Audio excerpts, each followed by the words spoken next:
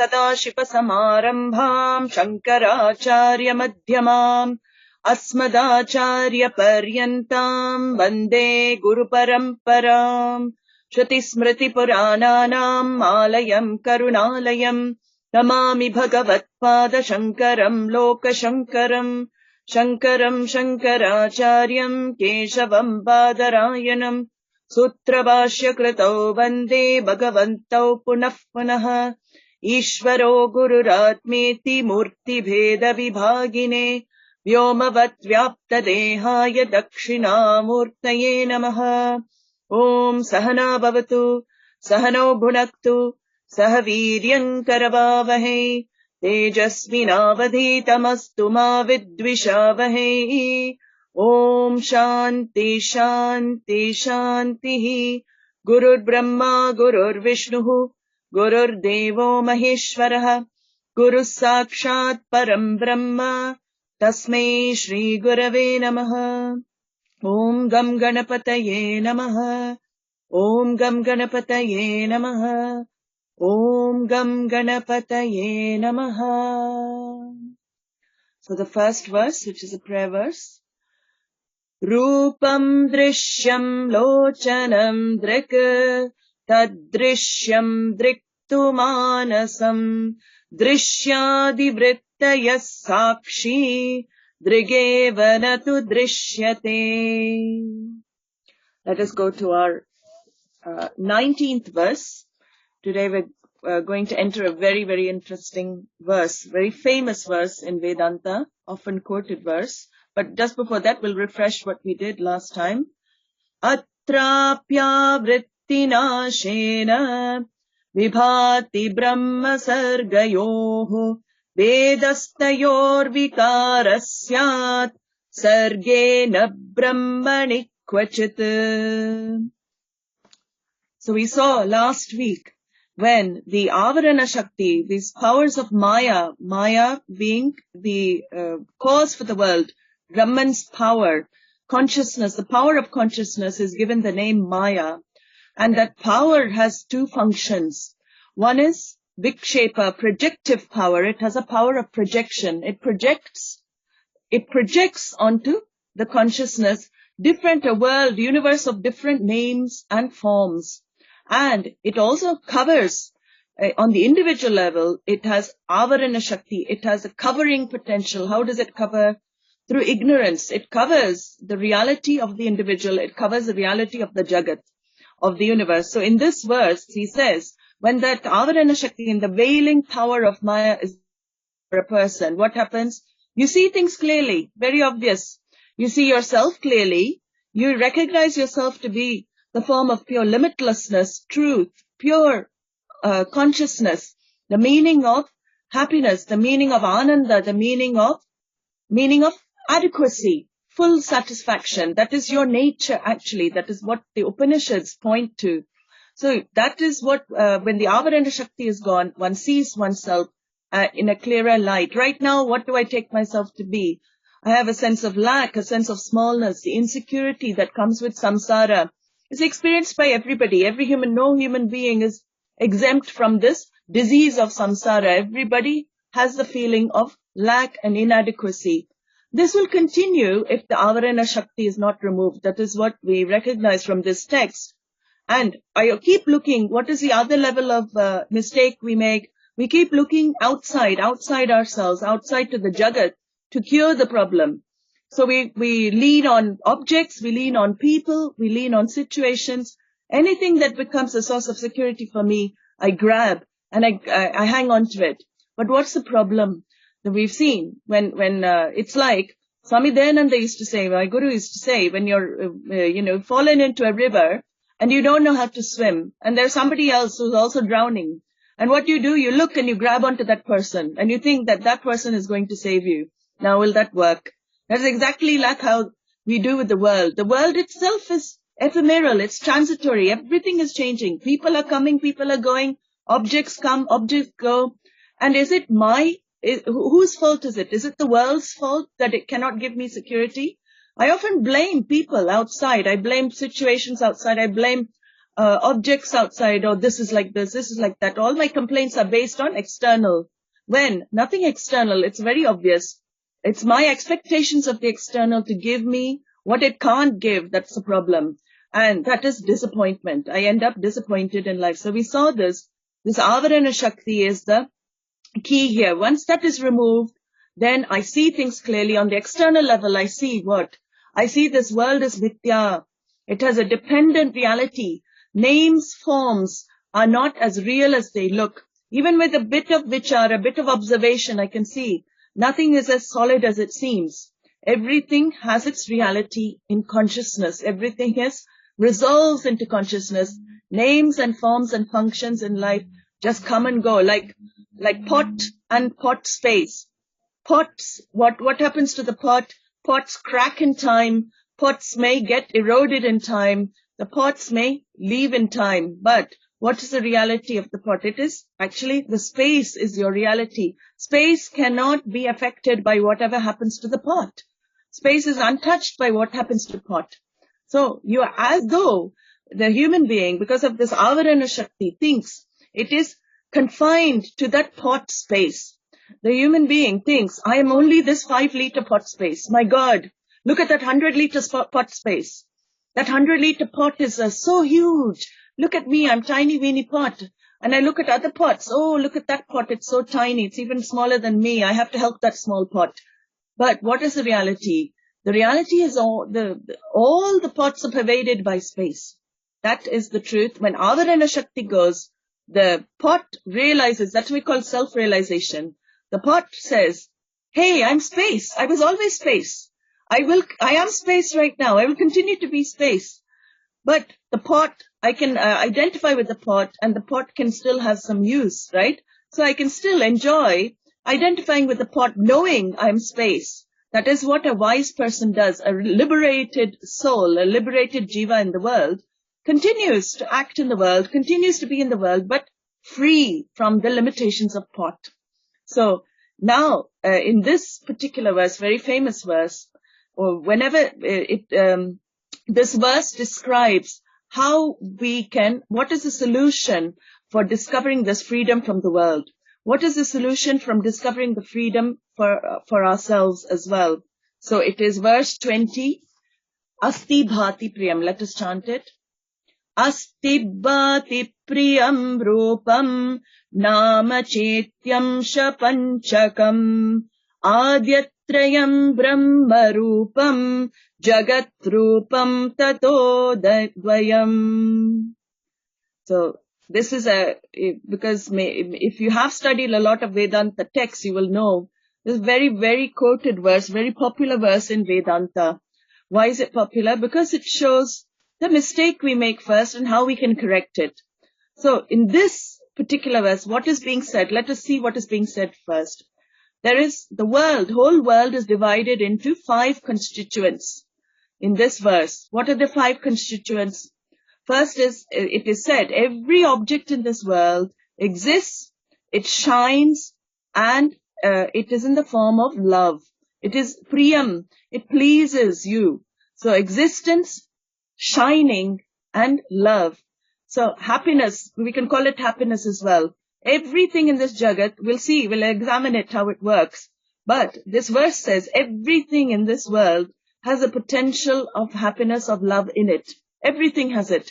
But of course, the question will naturally come. There's so many things I don't love in the world. How does that work? Many, many things. We'll see that. So all of these 5 constituents, these 3 pertain to Brahman, to consciousness. These 3 belong to consciousness. It exists. Everything in this world exists. It shines, and it is in the form of love. It triggers the pleased you. So this is dealing with Brahman. The second is what? The other two are form and name. So in this verse, it said the first 3 is the nature of Brahman. The other 2, the pair of the remaining 2, which is name and form, is of the world. It pertains to the world.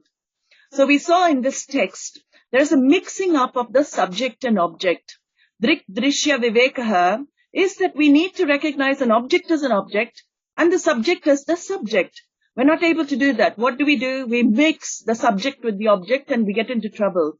We've seen that. The body is objectifiable. The mind and the thoughts are objectifiable. I know my thoughts. I know my body. Then the logic was what? The author gave us the logic that I cannot be the body. I cannot be the mind. I cannot be what I know. So I must be different. I am the observer of the known. That is the whole idea. So this verse talks about how we interact and experience the world and what is the true reality of the world. This is explained in this verse. So trying to understand the truth of this universe, the author divides it into 5 components. It is to understand anything in this universe, a person, an object, a situation. Like we'll take a mundane example to explain. So even if you're living in the world, you're a waking state, your eyes are open, everything is functioning properly, and you look at objects in the world. How does it work? If you really think about it, anything in the world is never seen just by itself. Anything that you perceive is never seen just by itself. It becomes known. How do things of the world become known to me? Because they are always seen mixed with light. They're always seen mixed with light. An object, otherwise, we would see the objects even in the dark, but we cannot see object in the dark. So we're not actually seeing one object. What are we seeing? We're seeing 2 things here. The object and the light are experienced together, actually. But the subtle, formless light is missed. It's taken for granted. I don't bother. I don't think about these things, actually. Who has time to think about all of this? Only you all. So this light is mixed with the objects of the world. So the experience of light is present, but the knowledge of that experience is absent. I don't think about that. In the same way, this is how our experience of life is. We look at objects and people and situations and everything in the world, and we think that we are experiencing them just by themselves. But what does our scripture say? What does Vedānta say? No, you miss consciousness. Nothing can come to light without consciousness. Everything will be in darkness. It is pure, it is consciousness alone that brings human beings to light, that brings things to light, that brings situations to light. So this teaching is to only draw your attention to the already experienced fact. You are experiencing, what are you experiencing in life? You are experiencing consciousness continuously, but you don't know it. It is something you don't know because it's formless. We cannot see it. At least light. Light is an example. Light is part of the Jagat. We can, when we examine closer, we know light. Now you know, when you look at an object, you're seeing light and the object. You're not seeing the object by itself. So, asti bhati priyam, he says here. What does it mean? So the first component is what? Object asti. The object is. Asti means is, which means I recognize the existence of something in the world. I recognize, when I say the pencil is, what do? I recognize the existence of the pencil. I say the table is. I recognize the isness, the existence of the table. But what is the next component? Object bhati. Object shines. I only recognize the existence of something when it shines in my thought, right? So pencil has to come as a thought in my mind, and then I say pencil is. Table has to come as a thought in my mind. I say table is. So the object shines in my mind. The thought form, awareness. And why do I say that it exists? It is because I know it becomes an object of thought in my mind. If it was not an object of my awareness, I would not know that it existed, right? If it did not come in my mind, I cannot say book exists or table exists. How do I know book is existing? When I look at the book image comes in my mind. I say it shines. That's called bhati. It is lit up by consciousness, that thought of the book. And I say book is. So, this asti bhati. So, for example, if I ask you, have you seen a pig fly? Just a question, random question. Have you seen a pig fly? No, I hope not, unless, maybe too much has been drunk. But No, because it doesn't exist. There's no flying pig, or you're not aware of a pig that flies, so it doesn't shine in your mind. Flying pig doesn't shine in your awareness. So you cannot say it is. So existence and awareness, asti, bhati, go together. So this is the two components of anything in this universe has asti, bhati. It exists and it shines. The third component, which also he says belongs to Brahman, these are three components that belong to Brahman, is priyam, object priyam. What does that mean? This is what we really have to understand properly. The last word, the asti, the bhati and the asti doesn't really, it is taken for granted. We say something is, it exists and it shines. But object priyam means what? The object pleases me, makes me happy. I love my car. If I say I love my car, then car asti, car shines in my mind, and car priyam, I love the car. I love my husband. I hope many of you can say that. I love my husband. Husband asti, husband is. Husband bhati, he shines in my intellect. Husband priyam, husband brings me joy. Husband pleases me. And we say, I love my husband. So, only when you have knowledge of an object can you say it exists at all. So, car or a person or anything object, a subject matter. Vedānta also becomes an object of love, becomes an object of my happiness, makes me pleased, makes me happy. So when I'm pleased and happy, what happens to me? If we look, it is the pleased self in me that comes to the surface. The pleased self is what I love in life. I love that pleased self. Everything is for that pleased self.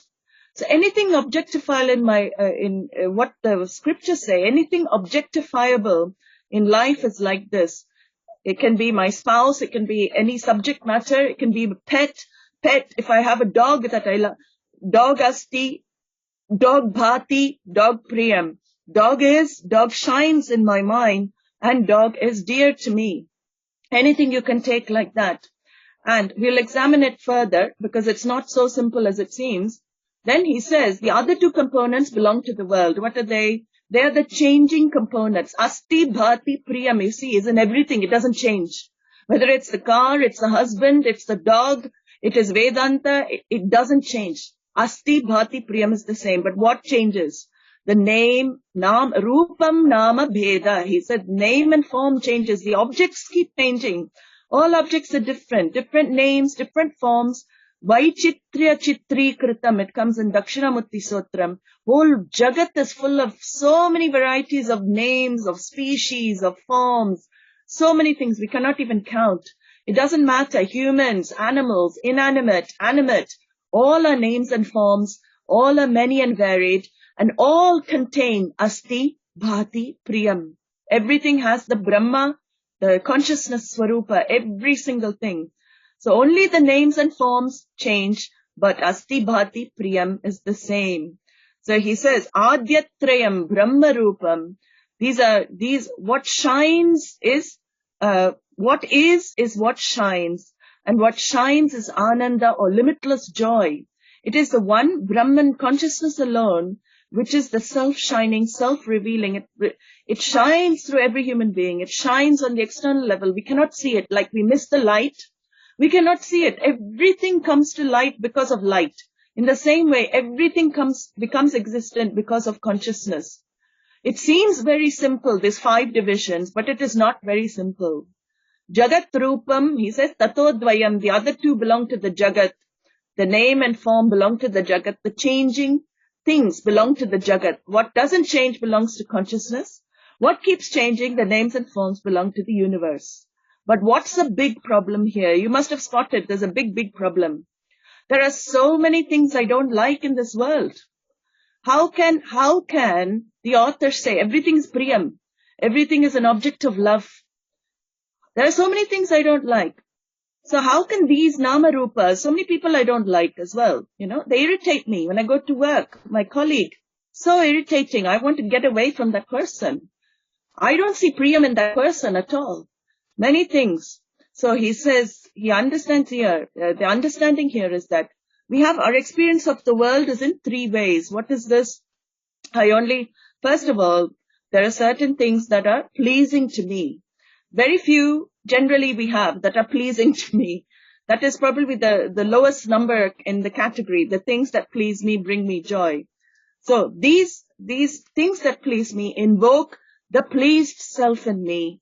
And I love that feeling, the happiness, the pleased self, love. So this section is fine. This section of the Jagat, my whole experience of Jagat is divided into three sections. One is objects and people that please me, and apriyam, objects that make me unhappy, situations and people that make me unhappy. They are not an object of my love. I only love what invokes the pleased self in me, the pleased me.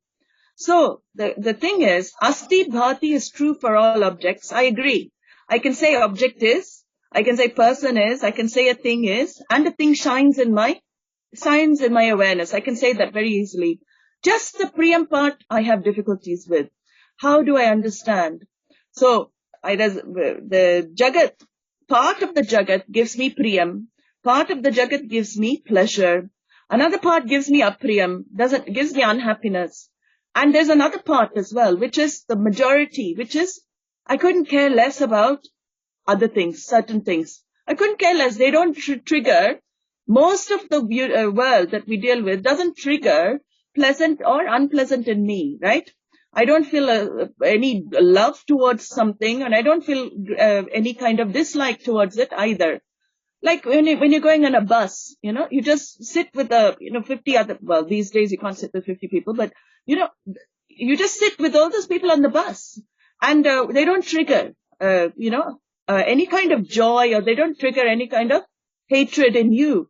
So that's indifference. A rock, if you walk down the street, you see a rock. It doesn't trigger the pleased self in you. It doesn't trigger the displeased self also in you. So there are many things in this Jagat, in this world, we are not bothered about at all. But how can we understand the things we are bothered about? So there seems to be asti bhati priyam. This is what the text says, asti bhati priyam. But my experience is what?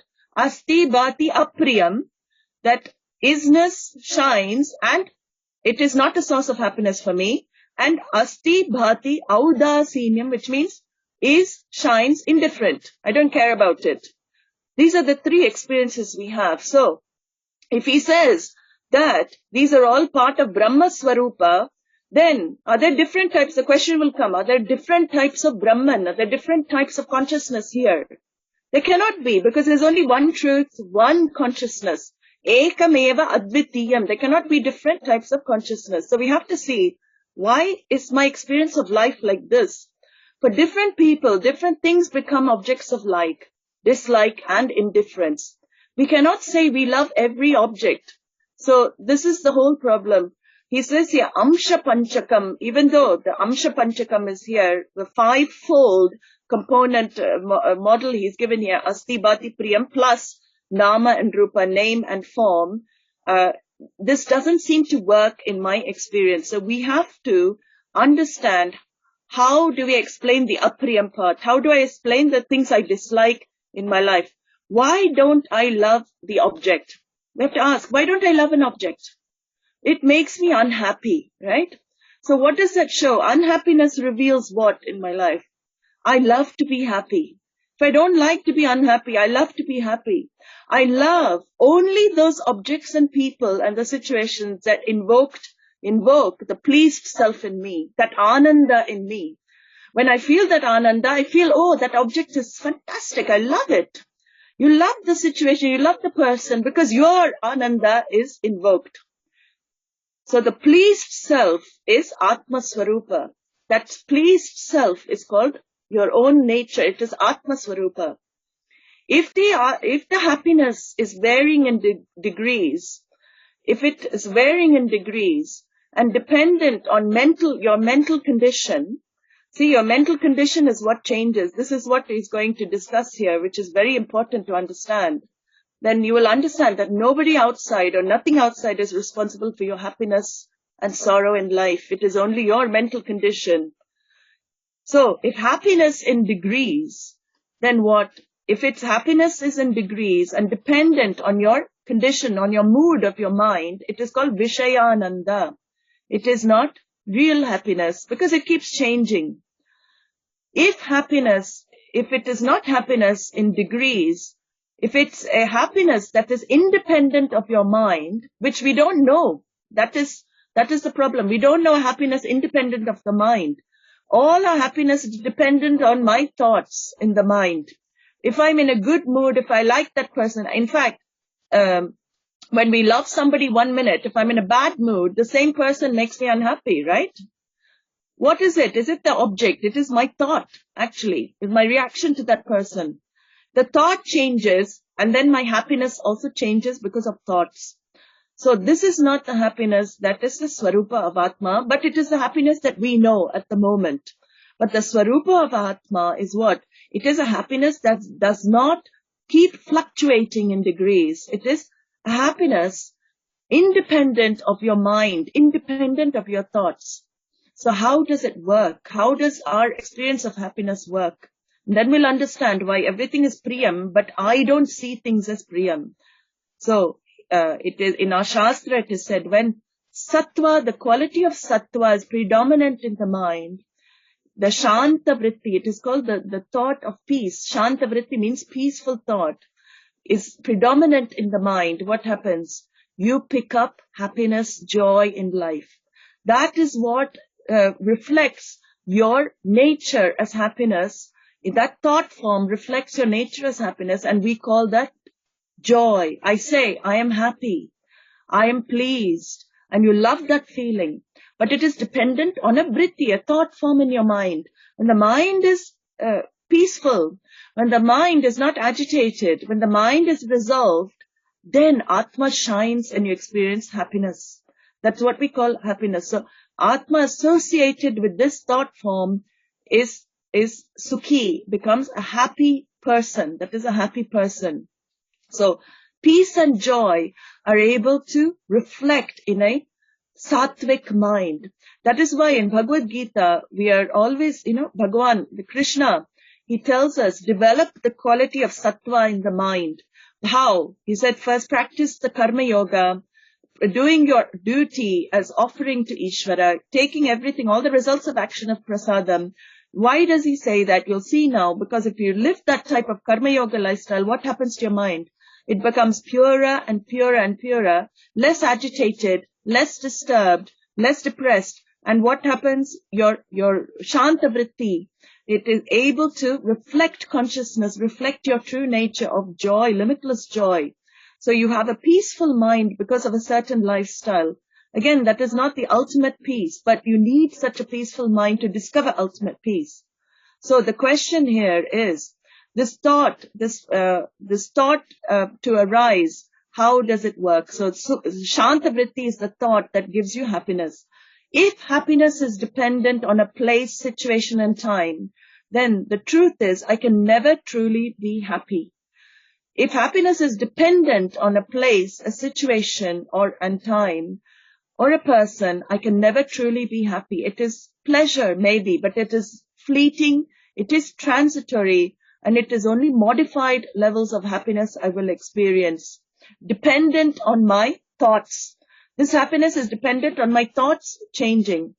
So even the levels of happiness I experience in life, they also change. We'll see, first level of happiness that I experience is when I see a sight, a thing. It's called Darshana Sukham. When I sight something I desire, what happens? There is a happiness that I experience. When I look at it, I feel, wow, I want to, I love this happiness. This is called Priya, Darshana Sukham.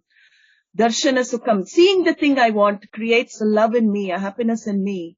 Then the second type of happiness is gaining the thing I want. When I gain that thing I love, what happens? It's called Grahana Sukham. And I've become a level, further, I experience happiness a little further. And the last level of experience of happiness is I experience the thing I love. First of all, I see it, then I gain it. And the experience of something I love gives me the highest form of happiness that I can go through in life as a human being. Experiencing the thing I love, it is called Anubhava Sukham. So these are different degrees of happiness that every human being experiences. And they are due to this sattva in the mind, the sattvic quality of the mind that predominates. It encourages the shanta vritti to arise, and you get to feel this happiness. The sattva is the quality of what? Contemplation, inquiry, discrimination, knowledge, love, sympathy, compassion, all the good qualities that we like. This is a peaceful mind will have. But that thought can change, and this is where my happiness goes. That when that thought changes, we don't know. Always the thoughts are changing in the mind, but when that thought changes, the second type of thought that the scriptures talk about is ghora vritti. So sometimes that sattva quality can change, and ghora vritti denies me of my nature. It denies me of my experience of happiness. Happiness is always there with me. It is there as my swarupa. It is the thought that allows me to experience the happiness, but it is the thought that can also deny me of that experience. So when the thought goes to ghora vritti, what is ghora vritti? It is that which denies me of my true nature of happiness. It is rajas. It is the thoughts of ambition, thoughts of restlessness, disturbance.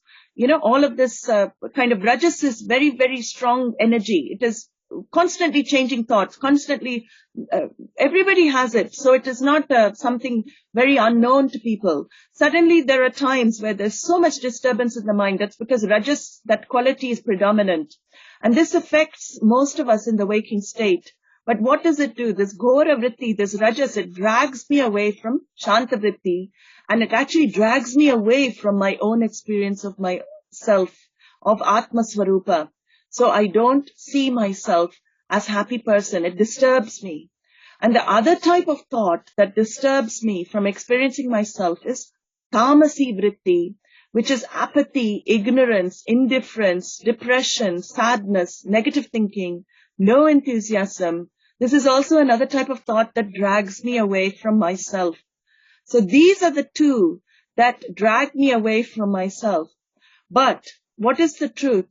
That Ananda is always with me. That Ananda is always shining with me. It is the quality of the thought that determines whether the joy is able to express itself or the joy is subjugated and cannot express. Now, when you understand this, is it dependent really on the object outside? If I really understand, it is my own thought that's changing that is responsible for the happiness I feel in life, or happiness or sorrow. It is not really the object. Object has the capacity to trigger the thought, yes, but it is not the object itself that contains the joy. The problem is, I think, that object or that person or that situation is responsible for my joy. And when that object, situation, or person stops being responsible for my joy, what happens? I blame that thing. I blame the situation for my lack of joy.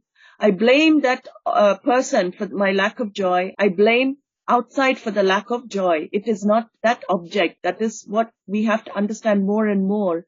So watching a movie, a good movie, eating a jalebi, we experience moments of happiness.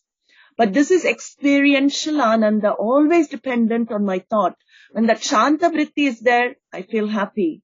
So what has happened here in life? What happens? My love for myself, actually, for my pleased self, is transferred onto the world. It's transferred onto the object or person or situation or anything. This is why I get into trouble in life. If the object invokes the displeased you don't love that object anymore. You don't want to be near that object. So it is that object, you think, invokes the pleased you feel happy. You love that self. You love the pleased self. What do you really love then? Atmanastu kamaya sarvam priyam bhavati. Everything is loved for your own sake. It is the pleased self you're actually committed to. It is your own pleased self you're committed to, not to anything outside. Everybody in this world wants to be happy. It is the pleased self that they want. That love is there for whom? It is not for the object outside. It is for you. You want to have that ananda experience again and again. You want that love. You want to feel that love. And objects that invoke that pleased self, love is given there.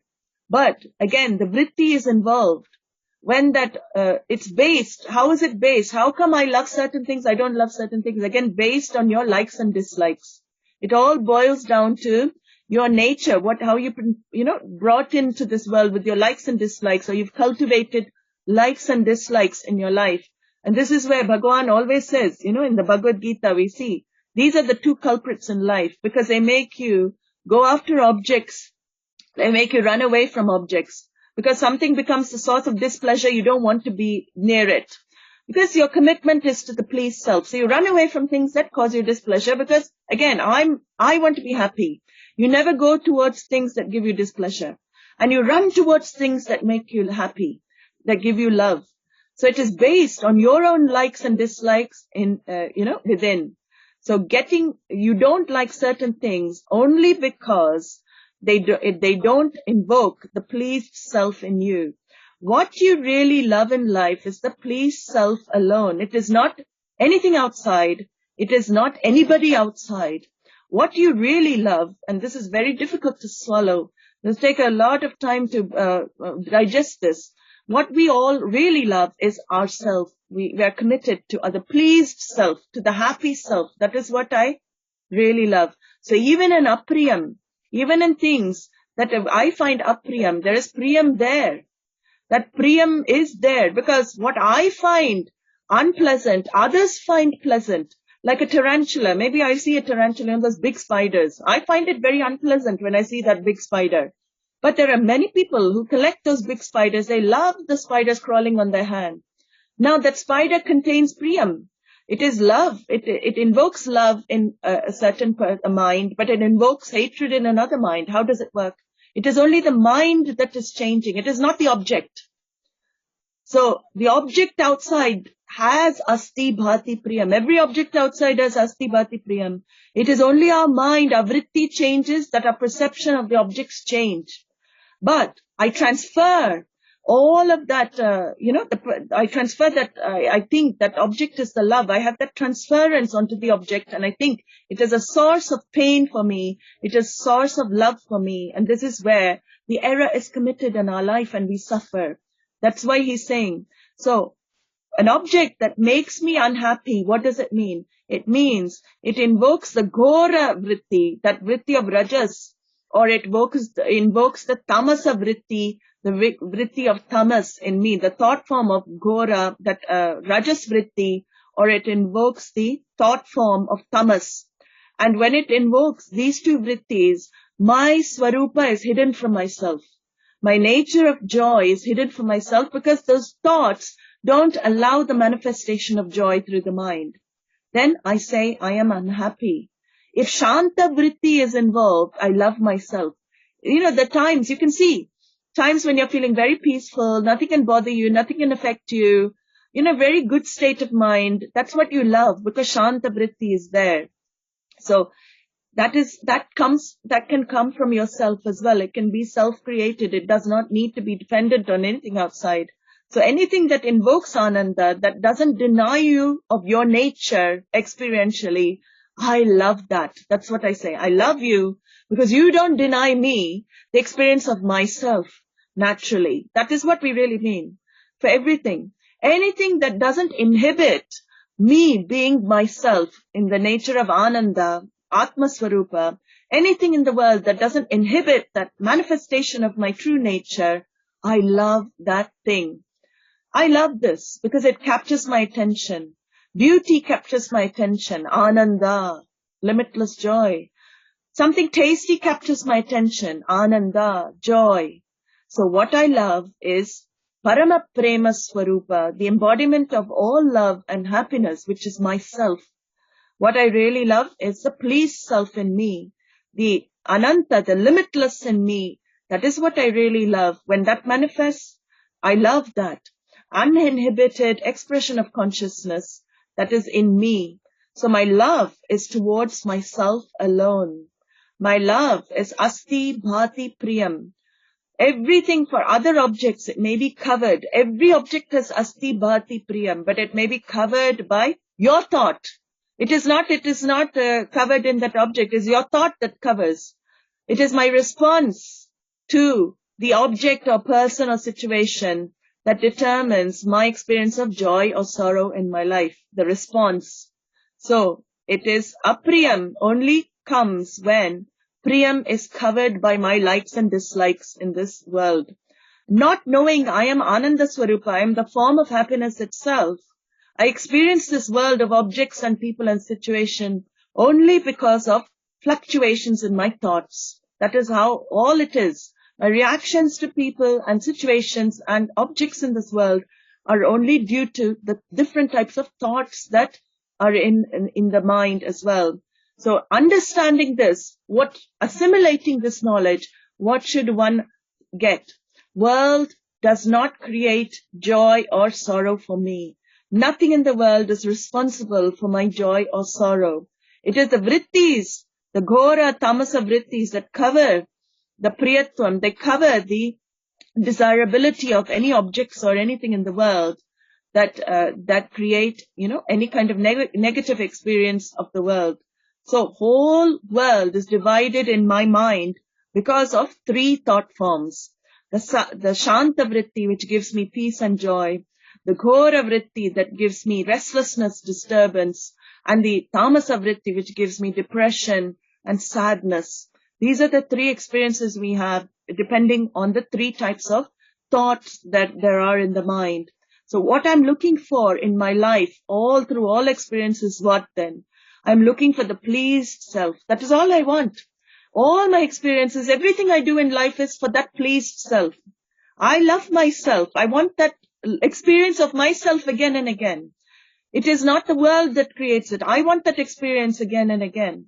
So what makes me, my experiences, what makes me unhappy, what makes me happy, what I'm indifferent to, these are not constants in my life. I have to see that. They're not constants. Because what makes me happy in 1 minute has the potential to make me unhappy next moment. And what makes me unhappy now has the potential to make me happy in future. So they're not constants in my life. It's not only the object that keeps changing in our lives. It's my attitude towards the object that changes according to the vritti covering ananda. So I'm going to stop it here. Om sarve bhavantu sukhinah, sarve santu nirabhayah, sarve bhadrani pashyantu, ma kaschit dukkha bhag bhavet, asato ma satgamaya, tamaso ma jyotirgamaya, mrityor ma amritam gamaya. Om purnamadah purnamidam purnat purnamudachyate, purnasya purnamadaya purnamevavashishyate. Om shanti shanti shanti. Harihi Om Shri Gurubhyo Namaha. Harihi Om.